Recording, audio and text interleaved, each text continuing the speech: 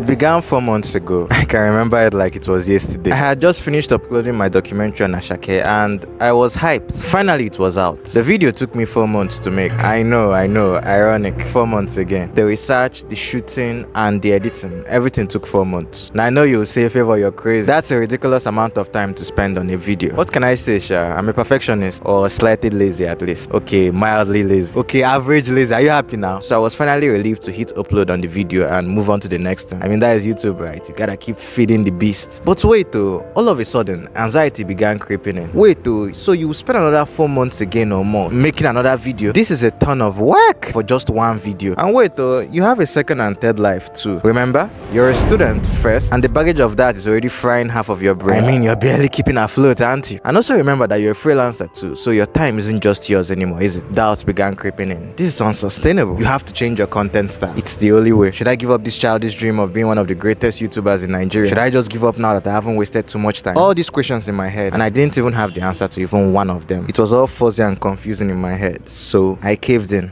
I decided that since I didn't know what to do, I should just stop doing everything and just stop it, just quit. And so in my heart at that very moment, I had lost hope of ever doing YouTube ever again. You see, one thing people don't understand about quitting your passion is that you begin to feel an unbearable amount of guilt for quitting in the first place. Your child self, the child in you, begins to cry like, this is what we said we would do in the future. Why are you giving up? Why are you conforming, or why are you changing your ways now and doing the adult thing to do or the right thing to do? Are you maturing out of your dreams? It's like the shame and disappointment you have for yourself when you fail an exam. You feel like you let yourself down. Nobody did it to you. You did it to yourself. And that is the worst place to be mentally. Especially when you consistently told yourself that it can never be you. A quitter? No, me. Man, it was a different level of despair, to be honest. Last week, I had a phone call with one of my closest YouTube friends. The person in question is far more successful than me and is someone I respect their opinion a lot. This is also a guy that I've worked for in the past and I respect his whole mindset on business, life, creativity, and all that kind of stuff. When I called him, he ghosted me because he was watching the AFCON match. Victor, amepitisha mali katika nafasi nzuri, weka ndani. Fabrice ndo ametoka kwenye mstari, amekwenda kuja kambani. You might be wondering why I was not watching the match too. Well, it's because I'm not really much of a football person. So I called him back the next day and yippee, he picked. I then proceeded to explain to him my dilemma about how overwhelmed I was about the whole thing. The guy first now laughed. He then now told me about his own problems. And his own issues were like mine times 10. And this guy was still laughing it off and going hard, pushing and even giving me advice. And one of the things that he said that really shook me was that I need to stop being over calculative about YouTube and just do the thing. Just do the thing. The thing just struck me in my mind. Just do the thing. Don't worry about how long videos will take to make. Don't overanalyze videos before you shoot. Don't complain about your life. I mean, just do the goddamn thing. I mean, if you think about it, this is supposed to be common sense, you get. But at times, there's how you be deep into your own thoughts that you forget the wisdom of just commonality. And that's why it's good to have friends. They remind you of this common wisdom when you tend to forget it yourself. I mean, it made a lot of sense. Okay, let's say I had to compare my life with the average young adult my age. I'm 21 and see the whole number of things I have going on in my life. Like, am I not really blessed? This was the life I prayed for. This was the life I dreamt of when I was young. And now it's given to me. I'm not becoming overwhelmed.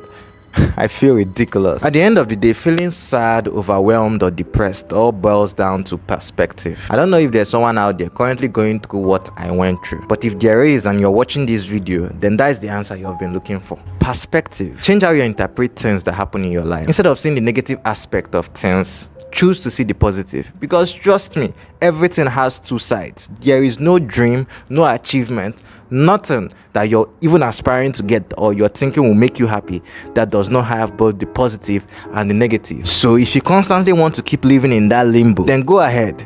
But if you want to make a choice to be stable, then you have to choose to see things from only one side, and that is the positive side. Yes, as for me, juggling all these aspects of my life, school, work, having a YouTube channel, The negative viewpoint is that it's a ton of stress and it can be a bit overwhelming sometimes. But the positive aspect is that I get to do these things. Like, doing these things is even like a gift on its own. I get to do them and live this multi-layered life I'm living. And now I just changed this one thing in my mindset. It's like a magic drug. I feel great. I feel rejuvenated. I feel energetic. I feel good to go. I feel back in the game. I had a renewing of my hope I almost lost. If you came to this video looking for an answer to your own personal issues with being overwhelmed, then I wish you well on your journey. And as for my OG YouTube family, how have you guys been now? Longest time. I feel me and you guys are in one kind of toxic relationship like that. I will just drop video, I don't disappear, to be seen in 10 years time. But I did now. No fear. I did. We did. All of us go there alright for this YouTube. All of us go there alright. Amen? Amen. How do even end my videos again? The music will enter. Then all of a sudden, nobody will go, I got good.